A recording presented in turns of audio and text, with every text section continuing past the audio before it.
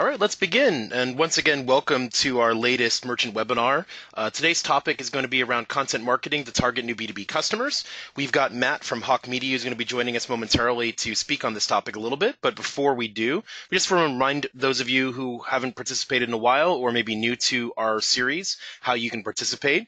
Once we complete the presentation, we'll be taking Q&A. So during the presentation, if you have any questions that pop up, feel free to submit them right away through the questions panel inside GoToWebinar. That's how we know you've got a question, and we'll address everything that comes through at the end. Therefore, please don't hesitate to ask any questions at any point, and we'll get to them once we're through the basic information. And we want to remind you that we have more webinars coming up, as well as a series of recordings of over 15 of the webinars we've done to date. You can visit zoey.com/webinars to see that information, both register for upcoming presentations and watch the ones that have already taken place. To kind of set the tone, I like to always present a little bit of data, and there's some really good data that comes out each year around content marketing trends. It's done for both B2B and B2C.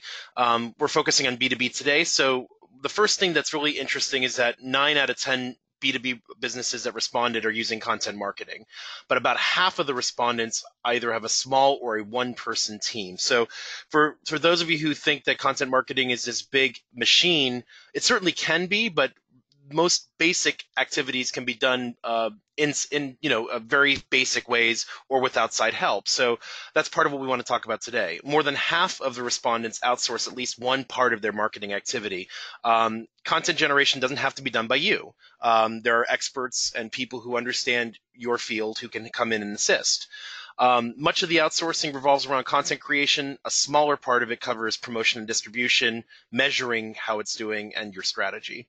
And 72% of businesses said they were either very committed or somewhat committed to content marketing. So there is a lot of investment taking place here. The other thing to keep in mind is that content marketing is an evolving field, and everybody's still finding new and solid ways to use content marketing. So as you can see here, there's a pretty obvious bell curve happening where the most sophisticated and those who are just starting out, 9% each, and then kind of most of us are in the middle figuring out exactly what we're doing with content marketing, how to make it work for our business, what areas do the best for us, what types of content do the best for us, and you'll hear a little bit about those in a moment. So for those of you who aren't doing content marketing yet, you're not behind. It just means that there's an opportunity for you, and that's part of what we wanted to talk about today. So without further ado, I want to introduce Matt from Hawke Media. He's going to take the reins from here and talk a little bit more about how you can leverage content marketing to continue to grow and build your business.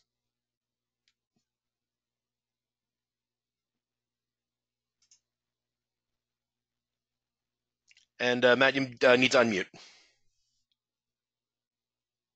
All right, this is Matt Osiris. I'm here with Hawke Media. Thank you very much, everyone, for joining. Let me go ahead and make sure that the screen is properly presenting. See my screen okay? Perfect. All right, well, thank you again, everyone, for joining. Definitely going to dig into some of the B2B elements today as it pertains to content marketing, give you a little bit of back story on Hawke Media first. We've been around for over 4 years now, and we've worked with a ton of brands, helping them launch their content marketing efforts as well as their overall marketing efforts. We're pretty close to a full stack marketing solution for brands out there, as well as anyone else who's looking to grow their business. And so one of our kind of claim to fame is our ability to build credibility and trust with a lot of our customers by not offering these long-term kind of contracts. We are still looking to grow relationships with businesses, but we do have a month-to-month a la carte kind of outsourced CMO opportunity for people to grow their businesses beyond what they're able to probably on their own, whether it's from a small business all the way up through enterprise. So giving you a little bit of context about my background, I had the overall content marketing team here at Hawke Media that involves strategic planning, hiring, innovation, growth, scalability, quality content creation, and I work with a number of our leadership team members here across all of our different channels to ensure consistency, collaboration, and quality of the overall marketing process and everything that we are providing as far as the service goes or any products are concerned. My background is extensively in content marketing, but I do have sales and marketing as well. As in my background, I worked in professional baseball for a number of years, and then also in print and digital for editorial, daily newspapers, things along those lines.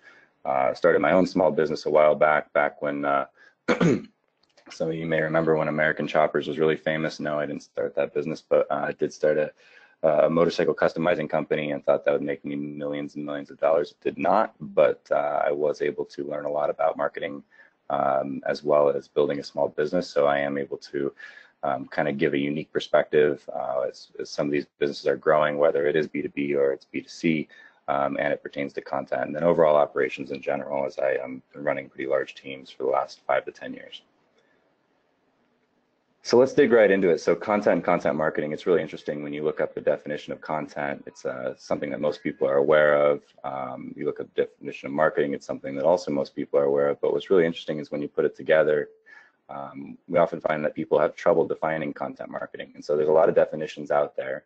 I have simplified one along with the help of Content Marketing Institute, which, excuse me, has been a really solid leader in the industry, helping a lot of businesses become more and more successful with their overall content marketing.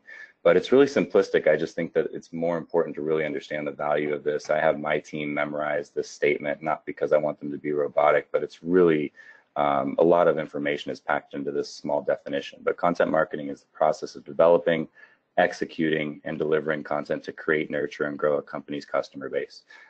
Again, this is actually the definition, whether it's B2B or B2C. So this is something that I think is worth understanding and knowing before you get involved in content marketing. And we were just talking about, initially some of the stats that are out there, and I think it's really interesting to take note that, B2B content marketing is prevalent out there. People are using it quite often. As you can see here, 91% of the people out there that were polled in this particular trends report is active in content marketing. And so it's something that a lot of people believe in. 90% of B2B companies in the US do engage in content marketing, and in North America alone, it's a little higher at 91%.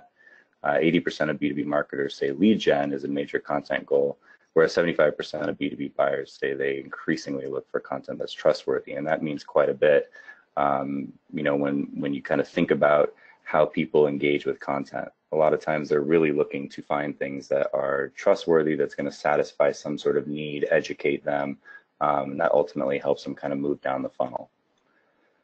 So let's talk a little bit about B2B versus B2C content marketing. There's a lot of overlap, but when you look at B2B content marketing, we're thinking more about show me data, educate me, what's the logic behind something. When we're looking at B2C, it's definitely what drives the emotion. Emotion is a big driver for a lot of people that are looking to buy something. We consider B2B as well. It's more of a longer term play. There's a lot of relationship building and partnership building versus the B2C idea, which is not always transactional, but it is a bit shorter. It's let me help you buy now. Let me help you make a decision now. Overall content marketing goals, when we think about B2B, and this is where there's a lot of cross overlap, I should say. Building brand awareness, generating those leads, helping to build client engagement versus the B2C side, which is more about customer retention, loyalty, again, building brand awareness and improving the quality of those customer interactions. And then we think about messaging, that's one of the more interesting sides to me too. Most of the reason behind B2B marketing, it's about fulfilling the specific business needs. So let's save us money, let's increase sales, let's save us time. That's really one of the major focuses, along with building trust and providing a valuable service. So education is really valuable there as well, versus the B2C side, which is more about affordability, emotional satisfaction. It's more about buying a product specifically. And let me be clear real quick that it's not, content marketing is not specifically around product content. It's much more around satisfying the intent of any of the users, whether it's at the B2B or B2C level. We all need to be satisfied with what we're looking for. So sometimes it's not about products, it's more about the information that's going to help get you to that level to make a decision or to be educated in a product that is available, for example. Taking a look at this content marketing business, it's pretty crazy. I mean, I got involved in this a little before 2009. but the content marketing revenue worldwide, and this is in billions of dollars. So in 2009, it was about $87 billion industry. In 2014, it was over $140 billion industry. And the projections have been right every single time. I remember looking at the projections earlier on before 2014 came, and it said it was going to be like a $120 billion business, and it turned out to be a $140-something billion industry. So slated to be over a $300 billion industry by 2019. And I don't know if you guys have checked the calendars recently, but we're getting closer and closer to 2019. I can't believe it's already July, but yeah, $300 billion worldwide now, or in the, I should say, in the, worldwide, sorry, in US dollars, but worldwide. So a lot of that business is going to be in the US specifically. I don't have the numbers pulled right in front of me, but I want to say it was like 65% of that was US alone in 2014. So it's a massive industry in North America. Okay, so talking about building a strategy, this is actually interesting because it really doesn't matter if you're B2B or B2C. There's so many similarities between the two, but in order to build a content strategy, there's three things that are needed. Just three things. There's a ton of things in between, but if you don't have one of these three things, you can't really move forward with building a strategy. So I always kind of liken it to Mad Libs. You know, I might be aging myself a little bit here, but I remember when I was a bit younger in school, we did this as a kind of a really cool, you know, if you were good and you did your homework and people were good in class and didn't get like kind of kicked out or do anything stupid, we got to do Mad Libs at the end. And so always look forward to that. And so I thought it was interesting when somebody, I can't remember who it was years ago, kind of wrote an article and they incorporated Mad Libs. And so I often use this to kind of build out the higher level strategy for a lot of the people that I work with. But the three things you need are to understand whatever the business goals are. And these are your business goals. Excuse me, these can be your business goals, these can be your client's business goals, but the overall business goals that content would be beneficial for, as well as whatever the business goals are in general. And then understanding who your target audience is, that's really important, and then what that audience needs or what they crave. So in this particular fake example, you know, your company publishes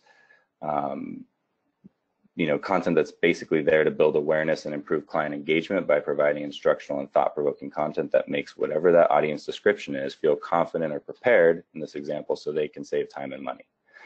So kind of filling this out would really help you build the pillars of building a strategy for any content marketing effort.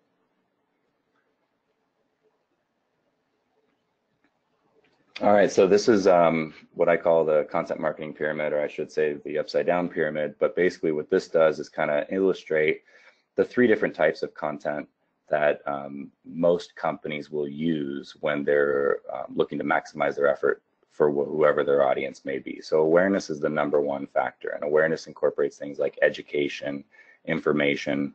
Give you some more detail about it right here, but basically it's more foundational. It's often intent driven. So what do I need to know? What do I need to solve? Content designed to offer solutions. So this is obviously educational based, or it's intent in informational based. But this represents the bulk of any content. I feel like as primarily in the B2B space, building a repository or a library of content is really valuable to help people understand concepts, help people understand different initiatives. So those are usually text-based driven pieces of content.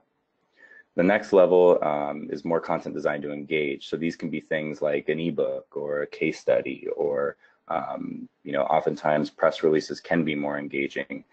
Sometimes it can be, excuse me, sometimes it can be used on social media networks, which I think is valuable in some B2B efforts and obviously in some B2C efforts as well. But it also represents a smaller subset of content. You don't need to create nearly as much of this. If you think about, you know, the awareness-driven content, these are basically more informational type articles. Those are really inexpensive to create, whereas something like a fully designed ebook or a video or something that's interactive is much more expensive to create, regardless of whether you do it in-house or you use a company like ours at Hawke Media to be able to drive a lot of this creation for you.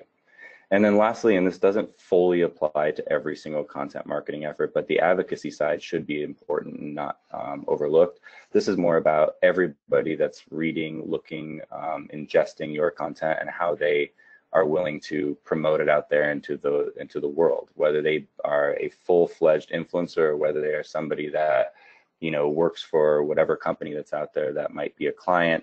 how they kind of yell from the mountaintops, whether it's through social media to their friends, whatever, but how they advocate on behalf of the information or the, whatever it was that they learned or engaged with through content. So that's typically the apex of that upside down pyramid, if you will. And the cool thing about that is this whole entire process makes everything cyclical. So you can learn a lot from this. Content marketing is cyclical, so you can learn a lot from this, and this kind of helps drive what you do, in the next round of your content marketing effort. So there's a lot of formats that are really popular, and I'll go over some of them in a second, but with the B2B market. And I think that one of the more leading types that are out there are ebooks. Now, ebooks are not super easy to create. I think if you utilize a company like ours, it's a lot easier. But whether it's an ebook or a white paper, you really have to feel like you have something worth saying that's going to be said in more than 800 words, which could have been an article, for example. It's important to have a list of people that you can promote this to. It's important to think about things like, whether it's gated entry to your site or whether it's being released across all the different folks that are out there that you need to work with so they can help pitch a product. It's meant to be really valuable content, and typically for B2B purposes, this would be something that would be given away for free. Obviously, it's going to help promote or help educate somebody on something that's ultimately going to drive business. When you think about these types of titles that work best for a B2B market, and this doesn't matter if it's an ebook or otherwise, but things involving time management, leadership, work-life balance, any business education or theory, those are the most popular concepts to create titles for in the B2B market. And then things to include things like numbers and lists and tips or any sort of mastery-oriented guides, anything that's out there to help provide the audience with the information that they both need and want. And a way of presenting it that's clear and concise, because oftentimes there is a learning curve, whether it's somebody who has a strong understanding of the topic or whether it's somebody who's getting to know the topic, whatever it may be about, there's usually some sort of a learning curve. So making sure that, this idea of demystifying some of these concepts is a real valuable lesson that I've kind of learned on the way, making something easier for people, not just giving them the information. Talking to you guys a little bit about content marketing formats and different audience metrics that they satisfy. So some of you have seen a graph like this or similar to this. I think this is one of the more informational visualizations that are out there. So this infographic, I remember one of the folks that we kind of use in our network from a while ago, a lot of them create a lot of these infographics and are doing it on kind of a work for hire basis, whether it be for different organizations that are out there, for different brands. But the really interesting thing about this is that every single one of these provides value, but they're very specific value sets. So if you're looking to convince somebody to purchase something, for example, this idea of a case study or a checklist or a webinar is a way to convince people to either make some sort of a rational decision or to purchase something, typically, right? Whereas something like a quiz or a competition that could really tackle people's emotional feelings. I mean, you've all heard of the BuzzFeed, what made them really famous with those quizzes on like, what Disney princess are you, or something that really gives no value to anybody other than the entertainment factor. And you can kind of see that that fits in this area right here. I was Princess Jasmine, for all of those that are wondering what my Disney princess was. And it's helped me today. I mean, I'm in this position because of that. I strongly believe that. That's a joke. Anyway, most commonly used B2B content formats, as you can see down here, there's obviously the social media content component. There's the ebooks and white papers that I kind of mentioned. Blogs, I think, are really important too. Now, this is not just content that lives on your blog. I think that that's a common misconception when people talk about blogs. So a blog, the actual format, versus a blog, the place where you post content, two totally different things. So a blog format, just for those of you that might not understand the difference out there, is typically first person, written in first person. It is opinions based on facts. It is usually some of their own individual experiences. So it's somebody that is typically a categorical expert in whatever the topic is, versus something like an article, which is basically, finding all the information that you need to write on a topic that's out there, but you're not really giving your own opinions on anything. So two kind of different perspectives. So from the B2B market, the idea of a blog could be really valuable to somebody who needs to learn about a particular topic or understand an opinion on why this matters more than something else. And so typically blogs have a good impact. I think infographics are another one, as well as videos. That's super solid for the B2B market. Not only are they really engaging, but typically they take harder to understand topics and make it easier to understand because it's more visual, especially as you kind of look around. We are in this digital world more than we've ever been. So this idea of what I kind of think of as like the shiny squirrel, which I don't really think is a thing, but this attention span, most of the people that are out there nowadays, especially the digital population, is very limited, and we have a short time to engage with people. So difficult to understand topics in a more visual format like infographics is proven to be really valuable to any audience that's really looking at those. And that applies for the B2C market too, which is actually kind of cool. When there's crossover, there's already quite a bit more value there. So this is another infographic that somebody I know created as well. It's a very simplistic format, even though it looks like it's pretty crazy cool, but it's something that we all can connect with. We all went to school and took chemistry, and while some of us passed and some of us probably didn't do so well, this table is etched into our brains in some capacity. And so, something like this as an infographic, if I were to talk to you all about content marketing for an hour or show you this for 5 minutes, there is a very distinct audience that's going to get way more from something like this than they would from hearing me just kind of blabber on for 45 minutes or an hour.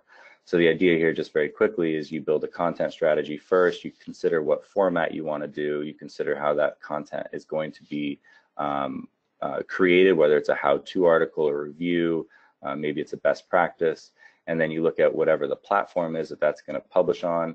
I'm strongly recommending, especially for B2B, that all content be published on an owned and operated site versus a third-party platform.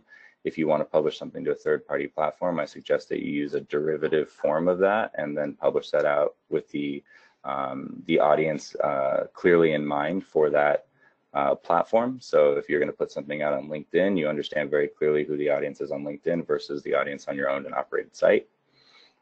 And then taking a look at any metrics. So you're always measuring content. Any content that you create should be measured. It shouldn't just be done for the hell of it. I think if anyone is in a position to do content for the hell of it, then they probably already made it versus, a lot of the companies out there that have very distinct budgets. You got to be very knowledgeable about what you're trying to measure and how you consider this to be successful. And then just looking at the overall goals, whether it's generating leads, sales, search, overall traffic, whatever it may be. And then just kind of down here is not really pertaining to the actual process of content creation, but it's really more about what you're trying to achieve. So these are sharing triggers. Like, what does a piece of content do for you? Is it adorable and cute? Is it unbelievable, moving? Like, even if it's B2B, it should really kind of tend to target some sort of an emotion the way that it's being created, so the engagement factor is high. And then these are just some checklist items here to make sure that you're taking into consideration a lot of the different elements when creating content, so you're not overlooking things like formatting or copy editing or the tone of the voice and guidelines and so on. All right, so some of the main elements of this that I think are really important, and this is said in closing, but there's actually a lot of information here. So B2B content marketing, there's a lot of elements that I want to take that would want people to take away from this, but the idea of that it builds credibility and thought leadership. So if you're in a situation where you have something that you want people to know about, it's important for them to not just know about it, it's important for them to know that where they're getting it from is really valuable. So consistent content creation helps to build credibility. Thought leadership can be done through the people that you use to create that content, whether it be industry leading experts, whether it be somebody from your own company. But the bottom line is that you want to utilize third parties as well, not just people from your own company, because that also helps build credibility through the fact that anybody working at a particular company, while they may know everything the best, they might also hold biases. So while that may be true or untrue, it's just the common, it's more of a misconception for people than anything else, but it's something that people consider. Ultimately enhances the loyalty of customers, both current clients as well as prospective ones. Incorporates brand authority and trust. That's another key element. Building trust is super important. And then the idea of building that brand awareness and visibility, whether it be for you or your clients, but understanding what it is you guys do and how you do it, I think is valuable. And then positioning your brand as an industry leader and influencer. This might be one of the most key components here, but why should people listen to you? Why should people understand what you do? Why should they buy into anything that you do? And I think that making sure that you position yourself as a thought leader, content is one of the easiest ways to do that, you know. And so if you publish something on a consistent publishing cadence for people, so I often tell people that if you want to publish 4 times a month, don't publish 4 times at once, publish once a week. If you want to publish more than that, try and pick days where it makes sense, and then you can start building you know, an audience to your content as well, as opposed to just the content that you push out maybe through email and whatnot. Like, you want people to come back to your information organically and on their own. You know, generating traffic I think is important, but the more important thing is that you generate traffic on your owned and operated site. First of all, it's measurable and you can gain insights from that, but then you can also kind of drive people there, and you can build an awareness factor and be able to teach people things that you wouldn't normally be able to teach them if you're kind of, you know, at the mercy of another site's rules and regulations for how they want to post content and how it gets in front of the audience that they've generated and they've created. They have algorithms that can kind of dictate who sees what and when. So, you know, having something on your own site is really valuable. Just overall, providing value without being intrusive. So that's what I mentioned before, in situations where you can avoid talking about a specific brand or your brand. If you do want to talk about your brand, if you're able to understand the pros and cons or reiterate the pros and cons about somebody else's brand, whether they're a competitor or not, that's going to ultimately build trust. It's not going to be super intrusive, saying, hey, buy my product, buy into my thinking, which I think is very valuable as people start out. Once you kind of build that loyal audience base, you can kind of take some more chances and start creating content that is, you know, a bit more branded. But I think that that's usually something that is still going to be a smaller percentage of your overall content effort. And then things like developing long-term and valuable relationships with your audience, that's very key. I mentioned that content marketing is somewhat of a longer-term play too. So while you can have quick fixes with things like, you know, an ebook or a case study or a white paper that can be sent out that's going to ultimately help people with any issue that they might have pertaining to that topic, you also can provide a lot of value to people by building a longer-term relationship and consistently publishing content that's going to be valuable to your audience.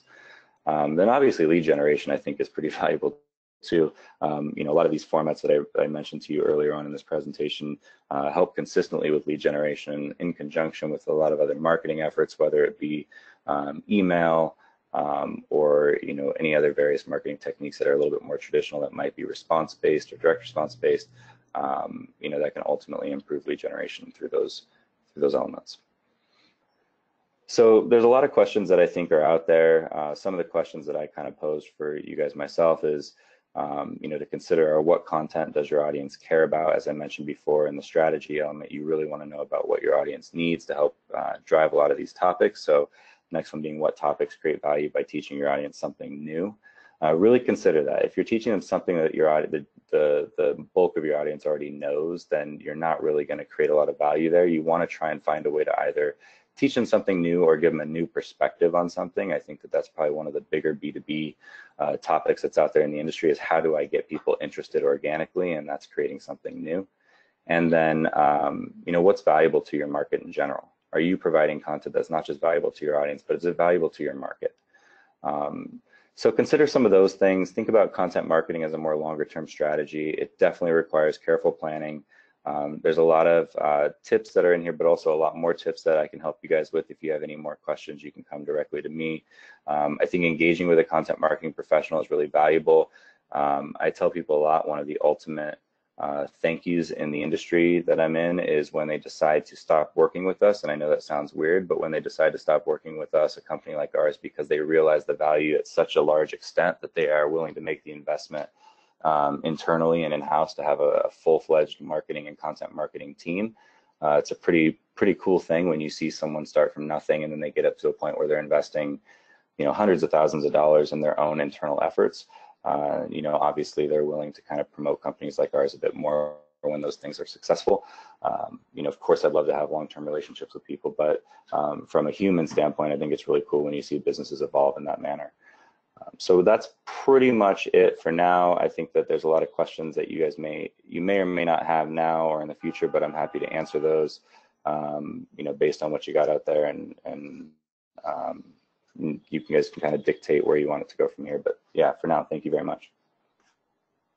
Excellent. Well, thank you so much, Matt, for that presentation. Hopefully, everybody listening learned a little bit here, but also we want to remind you that we will take questions in a moment, so feel free to use the questions feature to submit them right now. While we're waiting for your questions to roll in, I just wanted to share a little bit of information about Zoey and how you can leverage some content marketing capabilities with the tools in Zoey. The biggest thing, of course, is that we have the blog technology built into Zoey. So we also upgraded the blog with the new visual design editor enhancements earlier this year. You have more design control, the ability to put content call outs in your catalog and so forth much more easily, show your latest posts or posts of a certain type.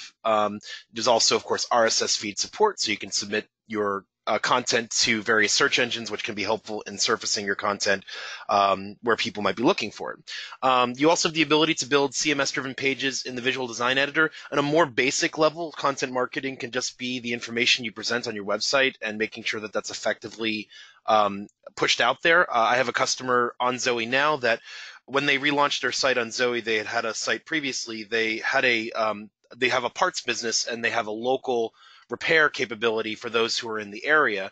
They took advantage of the opportunity to build a stronger page with better content that they were able to use effectively to market on social media and other places, and they actually tripled their repair business locally as a result of better content management and marketing on their website. So even more basic tools and capabilities are important, and making sure that you're putting your best foot forward. Then, of course, as Beth said, product pages really isn't necessarily where you end up when you're talking about content marketing, but we do remind you that, you know, your product descriptions, if they're unique and they're providing value, can be another way to bring people in. But more importantly, for this conversation, we also offer the ability to do product attachments, which are the ability to attach information other than images. So this could be downloadable marketing one-pagers as a PDF, or maybe a spec sheet that's in some sort of a data format that people need depending on what you're selling.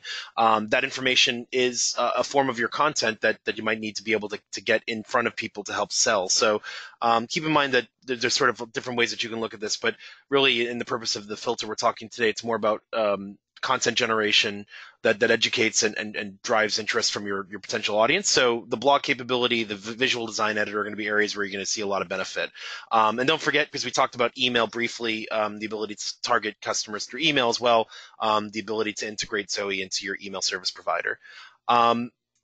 So again, if you have a question about what you just saw, please submit it through the questions feature. We'd love to review those with you, and we'll go over everything that comes in. We've got plenty of time today. One question, Matt, I just wanted to throw out there, just based on what you said, just to clarify, and I think I know what you meant, but I just want to make sure everybody did.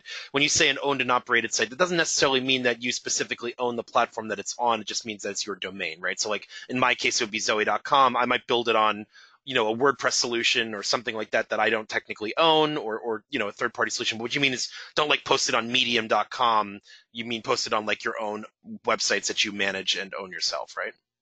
Yeah, it's a good question. I think that there's some terminologies that we use in the industry that kind of get lost in translation, the same way that we say I'm going to go Xerox papers and that we're mentioning a company, not the actual process. But when we talk about like O&Os, we don't always refer to it as companies that, you know, are physically owned by somebody that's using the services. But yes, the idea is that you publish it to the site that you're working for, the company that you're working for. You want that credit to be and measured. You want to be very calculated with who's going there, what they're looking for, the insights that you can gain from that. It's all metrics based.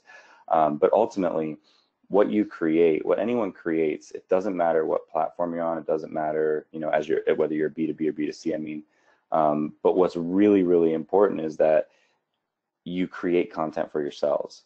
There's always going to be the ability to use a derivative format of whatever that is and push it out to another platform, whether it be some social media platform, whether it be LinkedIn, you know, any of the platforms out there. It's pretty easy to be able to look at your audience on your own brand and your own site. But when you consider publishing content to a third party, the way that they either release their content or the way that their audience might see your content or the different types of audience or the way they look at content. I mean, just to give you a generalization, if you post something to Facebook versus LinkedIn, the way that people view content on LinkedIn and Facebook is very different. So, you know, I would recommend posting a very different format and in a very different tone and in a much quicker capture time. So like I'm looking at my engagement factor with somebody on Facebook probably in the first 5 to 6 seconds, where on LinkedIn it's not much more, but it's more like 10 to 15 seconds. Whereas if somebody were to download a podcast, for example, from the iTunes store, their engagement time is around 17 minutes on average. So just considering the format and considering the location of where you're publishing content, it should be taken into consideration how you're publishing that versus on your own site or on something that you can regulate yourself. You have complete control of that, and there's no one regulating really anything as far as like their ability to have something show or not show, and then the audience should be clear. I mean, most companies are tied into their Google Analytics at the very least, and you can kind of find out who your audience is, but strictly if you're in a B2B, you should know who your customers are, you should know who your clients are, and those people can be engaged with better and more effectively through your own site first, and then kind of figure that out through whatever platform or whatever other site you might want to publish on after that. Excellent. Yeah, just to share a quick anecdote from my own personal history. At a previous job, I was actually responsible for getting our blog launched, and I sort of scrappily worked. We were about 10 people in our company at the time. We had developers, we had, myself and a couple other people, and I ended up finding a way to be able to get some sort of blog content up 5 days a week. And there are pros and cons to that approach, but the biggest thing that I did was I made sure that part of the week things were written by our developers, which was sort of what we were selling, was the ability to have access to these experts. And then another part of the time was about sort of just interesting things for people to read. And then other times it was guest posts and things like that. And what we actually found was the most successful content was sort of the unique developer expert content, because people were getting something that they didn't get elsewhere. They were getting it from someone that they could trust. They could actually see the work effectively. It was sort of visual in the way that it was presented. And the end result was we actually, because it was hosted, and this was all hosted on our website, so the O&O site, as Matt's saying, and as a result of it, we got a huge search engine benefit as people started linking to it and saying, check this out over time. So what you're doing with the O&O as well is you're able to basically build your reputation. For those who know a little bit about Google, for instance, they still see the number of different reputable sites linking to you as a really important thing. So if you're getting a lot of sites linking to your posts and your content because you're generating really something interesting and valuable in your community, that can be a great way to sort of raise your profile in that space. I had a client that I worked with a while back that they were doing crafting, and they sold yarns and patterns and things like that that you would use to make things. And their blog was about how to leverage those tools. They were giving free downloads of patterns you could use to make things, but obviously you'd want to buy the yarn that they're recommending, and that drove sales, but it also drove a content-driven approach that encouraged people to link back to their free offerings. So depending on what you're selling, depending on what your space is, there's all sorts of ways you can get creative to sort of raise your profile. And that's really what this is all about. It's about making yourself more visible through your expertise and through your content. Yeah, and you kind of hit it on the head, just to jump in real quickly, like the idea of really building out your site and driving traffic to your site. So there's something that you mentioned about linking and having sites linked to you and linking out. So the idea of domain authority and site authority or page authority is really valuable. And if you guys haven't had a chance to look at a site called Moz, they've kind of really been one of the big drivers of this. But domain authority is really all about linking in the end of the day, and that's really something that's going to make somebody more credible or not credible outside of just the content alone, but the content's a driver of that. So, if you're able to look at, let's say you have, a decent amount of content that you've created that lives on your site, if you're able to look at not just thinking about people like competitors, but people that are actually really solid individuals or companies in the space, that whether they're frenemies, whether they're people that are industry leaders that kind of have some sort of impact on your business, but don't be afraid to link out to these people and content they create. That's what makes you more credible, by linking to people that are credible as well. And then in turn, don't lose sight of the idea of outreach. It's a little bit of a pain in the ass, but the truth of the matter is that spending some time to reach out to people that you want to link to you is really valuable. Having people link to you internally, backlinking is a really valuable element to being able to improve domain authority. And then that ultimately kind of makes you more of a thought leader and industry leader through Google. And then obviously it's up to people to make their own decisions when they come to your site. But then one other thing, going back to what you just said about, you know, how you have a spread of content on your blog that you created, which was more industry leading experts, and then there's contributors, and then, you know, maybe there's something that you post yourself or whatever it may be. Having a mix of content is really valuable too, not just publishing the same type of thing. So guest contributors are super valuable. Find experts in the space. Utilize a company like ours too if you need to help finding experts in the space. Try different formats, whether it be a blog, whether it be an article, maybe something a bit longer like a feature where you have a bunch of people that are sourced. Even something like a Q&A is really valuable as well, just where you're kind of putting in information more verbatim. Here's the question, here's the answer, and people can read that or see it on some sort of a video. That's all super valuable. And then, like I mentioned before, really think about an editorial calendar as you start to see the value of things like Google Analytics traffic and where you're understanding where people are coming from. If you're able to build out a calendar saying, hey, you know, I know that this product is being released then, so in order to get people interested, I need to create content around this type of thing, whatever that may be. So if you're in the travel industry and you want to make sure that you're catering to, you know, airlines, or that you're catering to like a Travelocity or something like that, you want to make sure that you're creating content that might be interesting to them and their audience as well. So think about that type of thing when you're putting together, you know, a calendar of what you'd want to publish. And definitely the idea of having a mixture of contributors is super valuable. Absolutely. Yeah. And I just, so to lift the curtain a little bit at Zoey, we usually are thinking 2 to 3 weeks out when we're working on our content, enough that we can kind of see what's coming, but not too far out that things change a little bit. You know, when you're working in a situation like ours, for instance, we don't always know exactly when something's going to be released until a couple weeks before, because, you know, when you're developing something, things can change. Similarly for you, if you're selling something as merchants, you may have a general idea when you're going to get inventory in because you place an order X weeks in advance, so you can start thinking about what can support bringing in this new product, or what can support, you know, the changing of the seasons, or you know, you might know the time of year you run certain sales because of your business cycle, and all of that can be supported through your content as well. So, you know, it's helpful to look at what's going on across your organization and figure out how the content can support those initiatives as well. Just another aspect of everything, which can also drive some additional interest in some of the educational and other support things that you're doing. So it doesn't look like we have any other questions that have come in at this point. So maybe we just wrap with one last question that I think is a bit more academic. So this, of course, will differ from business to business, but if you're just getting started in this area, or you're still sort of dipping your toe in the water, what are some things that a merchant can be thinking about in terms of finding the right place to be sort of, you know, like, are you doing more social media efforts versus more, you know, blog generation versus more just you know, general site content? Like, what are some things that people can be thinking about, or some tips that you might give them about how to kind of start to gauge how the early efforts are going? Well, like I mentioned a little bit before, understanding your audience is really important. So there's a lot of resources out there to help understand your audience if you don't currently know. But you know, if you're in the B2B market, I think it's a bit easier to understand who your audience is. I mean, you typically associate with them, you typically know them, you try and sell to them. Like, it's a little bit easier, I think, than just catering to a mass market for one product alone.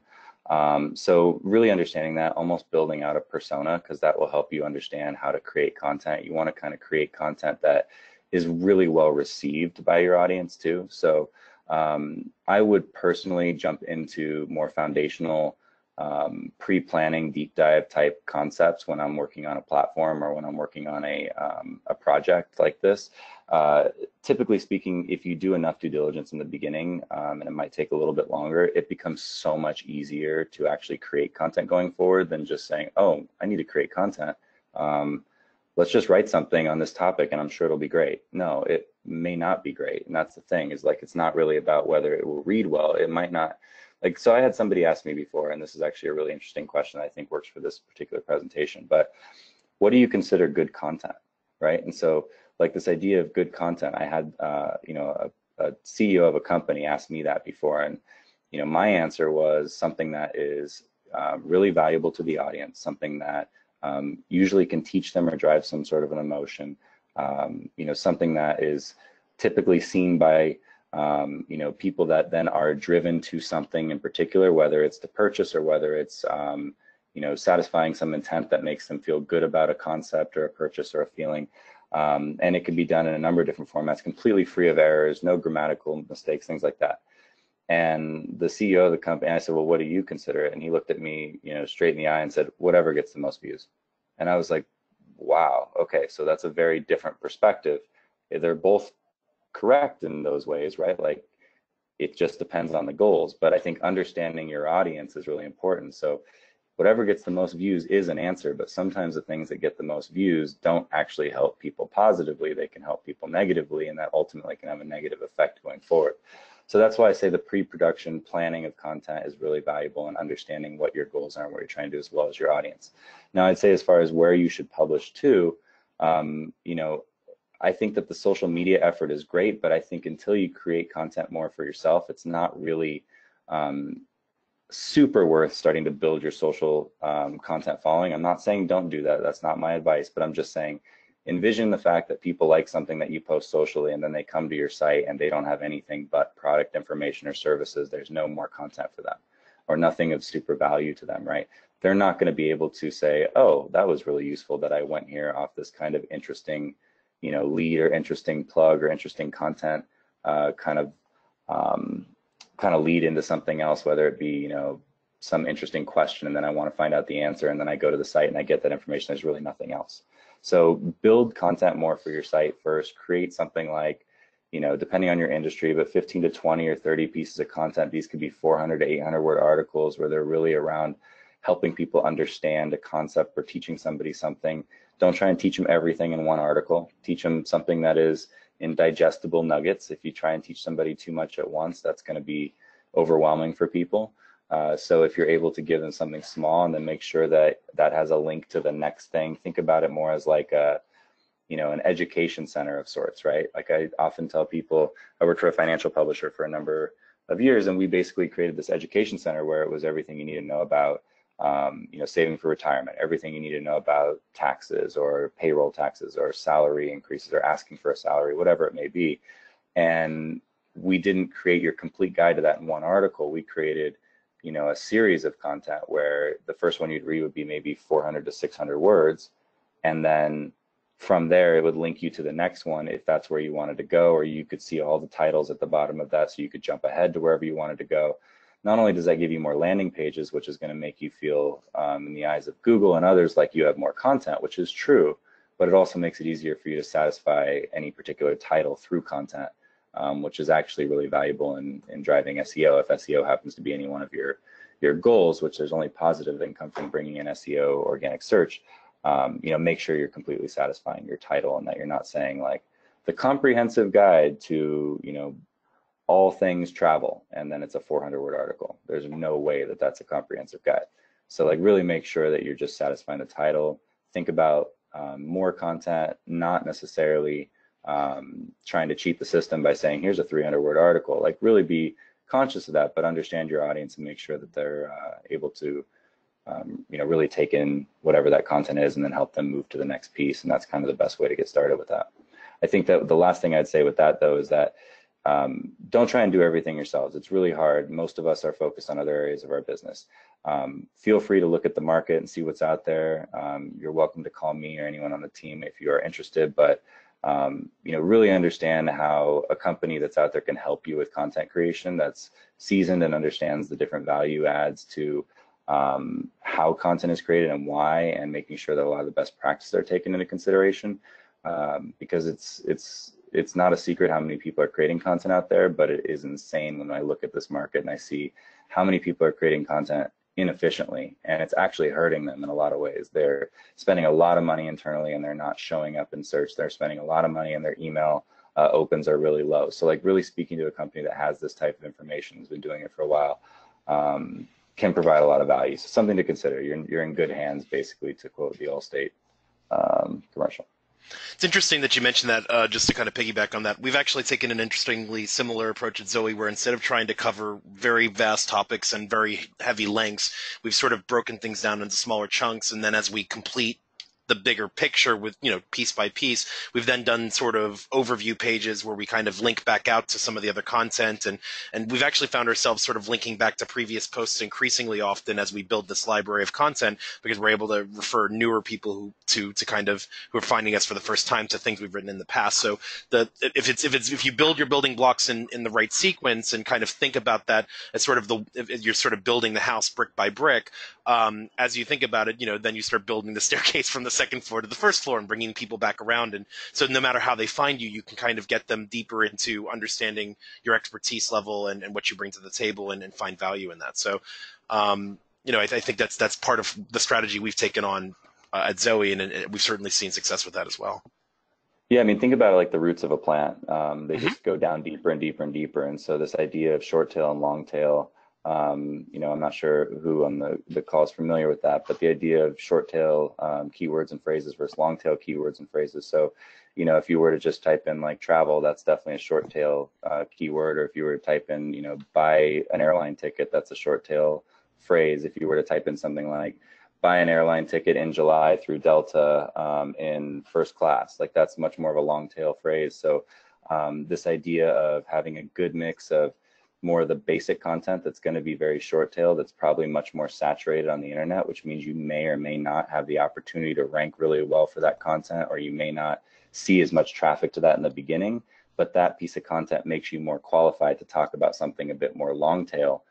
Because not only can you link to it, not only does everyone have different starting points, but more of the longer tail, even though it's going to have a smaller audience that might be interested in that content, you can start ranking for something like that and start driving traffic for something like that, which in turn, if you have the linking structure down and you understand what areas you need to write about through just something as simple as thinking in terms of what you want your taxonomy to be or what your categories are that are important that you need to cover, and then just filling those buckets to the best of your ability over a period of time. That kind of thing will really be valuable to, the overall quality, the overall traffic, and the overall engagement factor of any of the content pieces that are posted. Excellent. And we do have another question in the room. Any thoughts on best practices when it comes to blog tags and categories for SEO purposes? Yeah, I mean, it definitely is industry by industry for sure. I think that starting at a high level is pretty important. So when I was at the financial publisher that I was at, we definitely looked at things from more of a high level taxonomy and kind of built it down from there. So we were thinking about retirement as one, we were thinking about saving as another, we were thinking about banking as another, real estate, that kind of thing. And then everything that you could possibly think of under the sun, and we would use different programs and tools to figure that out. So, whether it be something like a Hitwise to understand your audience, or whether it be Google Analytics to help understand your audience, or some of the different keyword tools that are out there to understand all the different various options and things that people are looking for within a category. That can really help you understand what that looks like. And so I always categorize things at a slightly higher level. I usually thought of maybe anywhere from, as a publisher, I thought of something like a 5-tiered taxonomy, five initial categories in that taxonomy, and built it down from there. Versus brands, I usually consider something a bit smaller, start out with 2 or 3, because the web that you'll weave from that is pretty extensive. But as far as just generalized tagging, it's super important to make sure that you're coming up with a good way to tag content, because you can also, from there, you can figure out where you need to. So you mentioned just a bit ago about linking content that you did before. Oftentimes, if you're creating content that has staying power and is evergreen, one of the common misconceptions for people is that they create content that is that's new, that links to something else that's new, but oftentimes they won't think about going back into old content that has value and linking it to something new, and vice versa. So the tagging prospect, especially if you're using like a WordPress site or whatever the platform that it might be, is really valuable to help you kind of export and download and see where there's similarities and where you need to not just look at it everything on a per title basis, but also on a category basis to be able to link things together. And also helps Google identify content as well on the back end. So consider things like categorizing, as well as meta descriptions. Make sure that you, like I said, are really creating content that satisfies the title. Don't lose sight of the importance of linking. That's really valuable. So things like linking internally, linking out, and then trying to get people to link to you.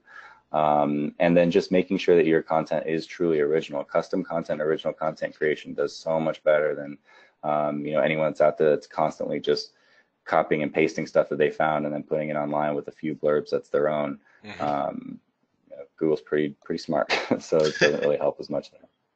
Yeah, I'll add too that one thing around tagging that I've found, and maybe Matt, you can confirm or tell me differently if you've experienced otherwise, but I've seen the tendency of some people to try to throw like 5 to 10 tags in each post, almost like they're hashtagging every post with like 5 to 10 hashtags, and there's a diminishing factor of returns sometimes if you over tag, especially if you put unique tags on every post. What we actually did at one point at my last company was we sort of removed some tags that weren't getting used very often and kind of focused on making sure there was consistency to the tag. So what can happen in a lot of content systems, and this also happens on the Zoey blog system as well, is your tags are shown and they're clickable, and then you see a list of posts with that tag.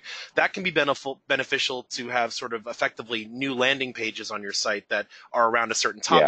Whereas if you're using tags with one post, you have a bunch of sort of dead end pages where there's only one place for people to go, and that can be less beneficial in the long run. So just like people think of categories as sort of like these broad things, and you usually have a handful, and you use those often, but people think of tags a little bit differently, and it's important to be careful there and use them in the right ways, because they can actually be beneficial if done right. But if you overdo the tags, it can actually water down your site's effectiveness. So I agree, and I think that everything is, especially at the stage that most folks are in, they don't have thousands of pieces of content on their site. If you're getting into it or you've dabbled in content a bit, I would say everything just needs to be measured first. So if you are deciding that you want a bunch of tags on there, I'm not saying that you're wrong. I tend to agree with you though, that you don't want to overdo it. I think that nowadays, if you feel like what you're doing is maybe trying to get away with something here, maybe a little too much, it probably is. So, really think about the fact that you're not necessarily a less is more, but moderation and consideration is really important. Think about what the audience is looking for and what they need, and if you're going to be oversaturating them with content that doesn't really affect them, or if you're being a little bit more careful with how you're choosing to tag content and how you're choosing to kind of outline and lay out content. But in the end of the day, it's really about testing. So what works for you and what works for somebody else may not be the exact same. So just measure what you're doing. I like doing A/B tests against things. I've done in the past where I've had content that was a bit heavy on tags, and then content that I didn't even put any tags on at all. And I wanted to see, what it might do. In the end of the day, putting no tags on it probably wasn't the smartest, but putting like 1 or 2 on there was really valuable over something that was overloaded with tags. And then also, in the end of the day, the title and how that title works with all of the other content I have on my site is really valuable. Just by having a title on there, it's not the only thing that search engines look at. They'll look at your whole site, and they'll evaluate everything on your site, not just by the title base, but every word that's on your site. So, it's pretty crazy. Like I've had webinars like this, and I've had meetings with folks that work at Google that are in the content side and the SEO side, and it's crazy. Like it's actually crazy, the level of technology. Like some of us think, oh, we're going to do this, and they're not going to really realize this. It's going to help us out. No, they will. They know. They've known for years. Like we're not smarter than they are when it comes to this type of stuff. So it's pretty funny. But just test everything. Really take a look at and measure things. Set goals. That's another really important element. Set goals for everything. Forecast. Say, what should this do? What do I want this to do? And if it doesn't do that, don't see it as a failure. Just make sure that you're able to find some sort of learnings from that. Absolutely. If there's anything that I've learned about content marketing over the years, is that whatever you think you know, you need to continue to test your assumptions, because things change, and also sometimes things start to sort of evolve as you continue down. So I think that said, we are at the end of our hour. So and it looks like we've exhausted our questions. So Matt, thank you so much for joining us. And I just want to remind everybody that's attending to please give us your feedback. Let us know what you thought. And if there's any other topics in this area you'd like to learn more about, you can email me at josh@zoey.com. And we'll definitely bring more presentations like this for you in the future, especially if you're finding it valuable. And don't forget, we have more webinars to come. Visit our Merchants Webinars page, zoey.com/webinars. You can see recordings of our previous webinars, almost 20 deep at this point. And we also post them a couple weeks later on YouTube in case you can't find it. Our next presentation is actually going to be a Zoey-focused presentation around our new Request a Quote feature that we launched last month. Learn how draft orders and quotes can help you generate additional sales in the B2B space. We'll be doing a walkthrough and a talk-through 1 p.m. Eastern Daylight Time on Wednesday, July 25th. So 2 weeks from today at the exact same time. as we started today. In August, we are working at the moment to schedule a tax-focused presentation. Some of you who have been following what's happened in the Supreme Court in the recent weeks will know that there's been a recent ruling regarding sales tax, and that's going to probably lead to some changes there. So we're going to be working with one of our partners who you all probably know and love to get into that a little bit and figure out what that means for you as a business. That said, we thank you again for joining us. Keep an eye out for upcoming Zoey Merchant webinars. And again, thanks to Matt and the Hawke Media team for joining us today. Thank you very much.